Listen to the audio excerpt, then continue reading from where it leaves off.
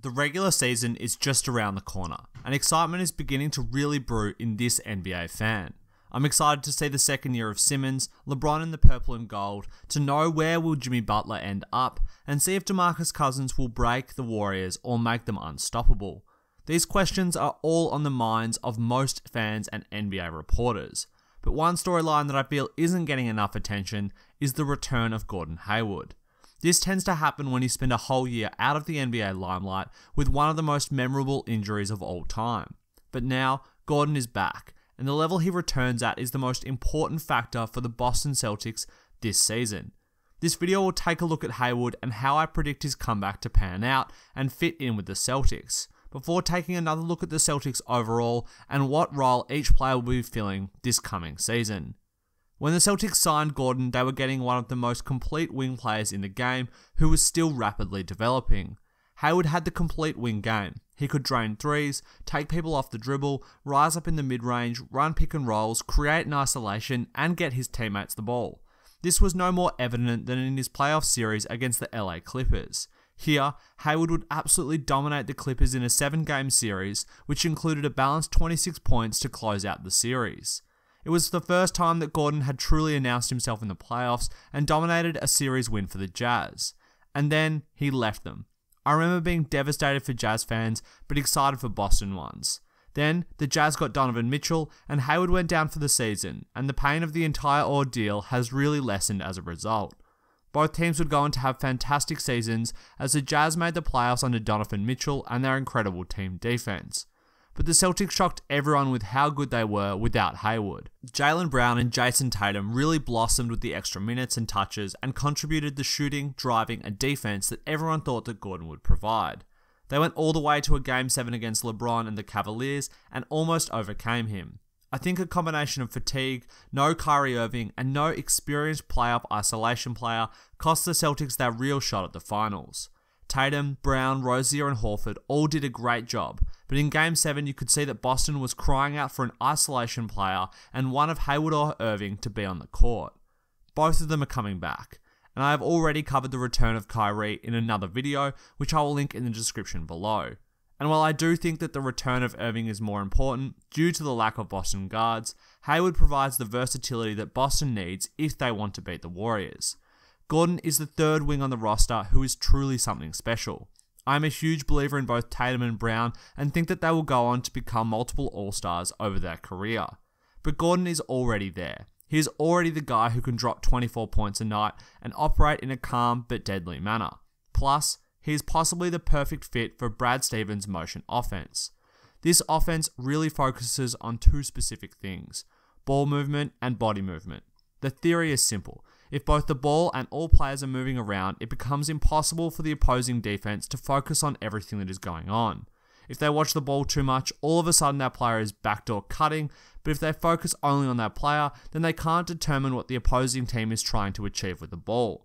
This leads to all kind of breakdowns, open threes and open layups, and is similar to the playing style that led to the regular season success of the Warriors in the past 4 years. Hayward has already had success playing in this offense in college under Brad Stevens. Here, they almost pulled off one of the biggest upsets in college history. But what is really important about this experience is that Gordon already knows the philosophies of Brad's offense, and that is largely what his offense is based on, the philosophy of those two movements. If every single player buys in, it becomes so much harder to stop. We saw a brief example of this in the preseason last year. The Celtics employed some of the most beautiful ball movement and cohesion I have seen in a stretch of preseason games. Most of the time, the preseason is awkward and full of players trying to remember what the play is, what their role is, and where the hell they should be as they adjust to their new team and teammates. But the Boston Celtics whirled the ball around the court, ran multiple screen and rolls of possession, and nearly all 5 players touched the ball every trip down the court in the preseason. The players gave up good shots for better shots, and the Celtics looked set to dominate. But the role of Hayward was particularly important. He was tasked with coming off screens, while Irving and Horford initiated their first pick and roll. Both players looked for Gordon frequently, and he was getting the ball in open position on the 3-point line. Here, he was a lethal shooter. But if he didn't get the shot off, he could take advantage of the moving defense and drive right into the heart of the paint while they were unsettled. We saw Tatum and Jaylen Brown fill this role last year, and both of them did it really well. However, Brown's handle wasn't as tight as he would like it, and he lost the ball on his way to the rack a few times. And then there was Tatum, who has a slightly tighter handle, but he was a little bit too lean to consistently finish through contact at the rim. Hayward doesn't have either of these problems. His handle is fantastic, and he is such a strong finisher at the rim that when he does get downhill, he'll finish most of the time. Now, Brown and Tatum are going to be in their second and third year of playing and will have made improvements over the weak areas as well. Brown has been furiously working on his handle, and Tatum claims to have put on 7 pounds of muscle this offseason. Now, this isn't someone claiming that they put on 20 pounds of muscle, which I always struggle to believe. 7 pounds of muscle is a small amount, but it will make a huge difference in his strength and finishing around the rim. And Tatum has already noted that this has allowed him to finish stronger around the rim in the scrimmages that Boston has held. These two guys are also lethal 3-point shooters, and both shot over 40% last season. So what you'll have on the perimeter is 3 guys who are lethal shooters with the ability to drive and create for themselves. This is simply going to be a nightmare for teams to try and guard. Most NBA teams will have 2 wings capable of guarding Brown, Tatum, and Hayward. But then there will probably be an undersized shooting guard or a power forward that is too big and slow. They'll have to put this player on one of these 3 wings, and they'll have a huge mismatch that Boston can abuse in isolation. Hayward's isolation game is also deadly. He can take smaller players down the post and finish with fadeaways, up and unders, or simple hook shots over the top of his smaller defender. But it is off the dribble that Hayward really shines. Gordon has some of the best footwork in the game at the moment, and this begins with well-executed jab steps out on the perimeter. Hayward sells these moves with his entire body, leaning one way before shifting his entire body weight to drive the other way. Guys who are the same size as Gordon simply haven't defended this kind of move frequently and will fall for it a lot of the time. This allows Hayward to get separation on his opponent and attack the paint downhill. He also loves to use his footwork to step back and then rise up from the free throw line area when he has this separation for his fantastic mid-range jump shot. And while a lot of the value comes from him actually making the shot, his defender will frequently be out of control and crash into him, sending him to the free throw line, where again, Gordon is a fantastic shooter. When he does decide to not shoot the ball and drive into the paint, he will draw a double team a lot of the time. And here, Hayward would just make the simple read every single time. On the Jazz, this leads to trouble at certain times, as some of his teammates weren't the most offensively gifted players.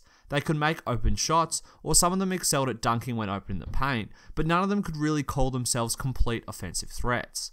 If Gordon draws a double this season, he'll be kicking it out to Brown, Tatum, Irving, or Horford for the most part.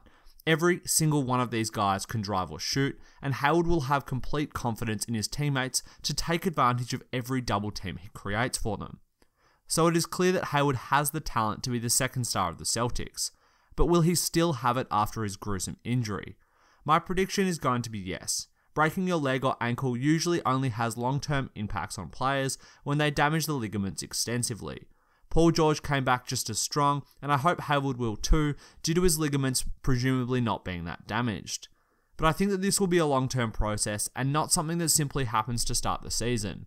Paul George had the benefit of 7 games this season before he returned from injury. Hayward will have these 4 preseason games, and then will be thrust into the starting lineup. I think that he will not be expected to shoot the ball 15 times a game, and will instead be asked to just fit into the motion of the offense. This will allow him to simply pick and choose his spots, and not get into a bad rhythm having to put up shot after shot when he isn't feeling it. For this reason, I think some nights Hayward will get going and put in 25 points, but I wouldn't be surprised to also see him have some very low scoring nights. As the season goes on though, I think that Brad might want to incorporate Hayward into the bench unit as well as the starting unit. If Hayward gets pulled from the starting lineup earlier, then they can insert Smart and run with Irving, Smart, Tatum, Brown, and Horford for stretches. This lineup was fantastic last season and will still put up great offensive output and be fantastic on defense. Then, Hayward could come back in with the bench lineup of Rozier, Smart, Hayward, Morris, and Aaron Baines. Here, he would be the clear first option and could get more shots up in isolation than he would with the starters. Once he has his initial rhythm from the first 20 or so games, I expect to see the Gordon of old really return in this bench leading role. It would allow for Irving and Horford to really run the first unit and then still take advantage of Gordon's fantastic isolation skill set for the bench minutes. And this to me demonstrates why the Celtics are going to be such a strong team, and for me, the number 1 seed in the East this coming season. They are simply so deep, and I've only mentioned 9 players on their roster. After this, they also have Daniel Tice and Semi Ojeleye as well as Gershon Yabusele. All of these guys contributed last season, and I'm sure Brad will have them come in for specific roles over the course of the year. Traditionally, teams with this much talent can go two ways. They can be absolutely dominant as they all play their roles and sacrifice for one another, or they can implode a little bit as they all try and get their own shots and prove themselves as the stars of the team. I think that Brad will keep this team on track for the first option. Everyone in the Boston camp has been preaching sacrifice, from Irving and Horford to the young guys in Tatum and Brown. Even Marcus Morris, who has been notorious for believing he should shoot the ball every possession, has recognised his role will be to come off the bench. Brad Stevens has been the master of managing his team, their egos and their minutes, ensuring each of them feel valued. And one player who I think will really help inspire the team in this regard is Marcus Smart. Smart was the spiritual leader of the Celtics last season as he dove for every loose ball, defended like a man possessed, and did everything he could to contribute to a win. He didn't start every game, wasn't given 15 shots a game, but simply played his role and was rewarded with a big contract this past off-season. It proved to the players that they will be looked after if they do their job and are important to the team. This is important, as players could perceive the sacrifice message as lip service, but the Smart contract gives weight to these words. The other thing that will really help the Celtics in this regard and for the entire season is that 13 players are returning to the team from last year. This continuity means that the team already knows the plays. They know the defense and they know how to play with each other. For the Celtics, they will be working on the next level, fine-tuning and tinkering with things to ensure that they are completely prepared for the playoffs. I predict them to win 60 games this season and have a fantastic run at the finals and think they could even potentially knock off the Warriors. This will be on Hayward's mind, no doubt. But the first thing will be finding his feet on the court. Thanks for watching, guys. I hope you enjoyed the video, and if you did, be sure to leave a like, subscribe, and hit the bell for notifications as well. And let me know in the comments below what you think of Gordon Hayward and the Boston Celtics for this upcoming season.